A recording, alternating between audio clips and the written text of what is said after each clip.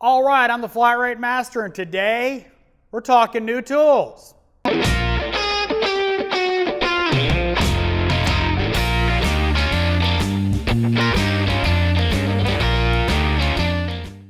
been a while since I bought any real tools, new, here and there, but not really enough to do a video on. But I bought some tools recently and figured I'd share them with you.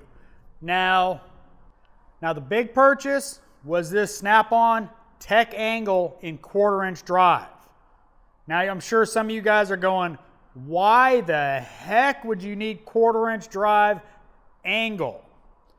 Well, we do a lot of BMW oil pans. And they're aluminum bolts that are torqued to yield between 90 and 120 degrees. And they're like 9 Newton meters or something like that. They're, barely torqued, and then you go 90 degrees or 180. Decided to pony up and get my own torque wrench in 1/4" drive.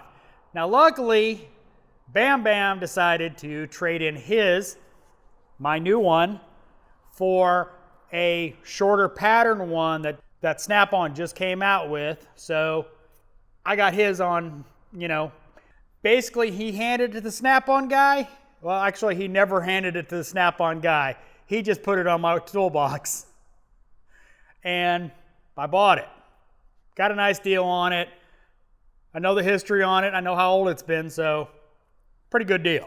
Now to go along with that, I've been using adapters with a 3/8 drive and went ahead and bought this VIM set in deep inverted torques for those oil pans. Now I have deep inverted torques already from Koken, but those are all in 3/8. This goes from 1/4" from E4 to E10. I went ahead and ponied up for them. They're VIM, so they're not expensive, like 50 bucks. So I know it's VIM, so it's gonna be good. All right, next tool I bought might be a little bit of a surprise, but not really. After breaking my long Snap-on 1/2" drive again, I got the Matco locking long 1/2" drive flex head. So we'll see if I can break this one. I probably can. But I like the Matco handle and I like their locking mechanism. That's one of the big things about these that I really like is the Matco locking flex head. I like how they do the locking part and I like how they hold up. I like how they feel in the hand. So I'll let you know how it does in the long term, if I break it or not.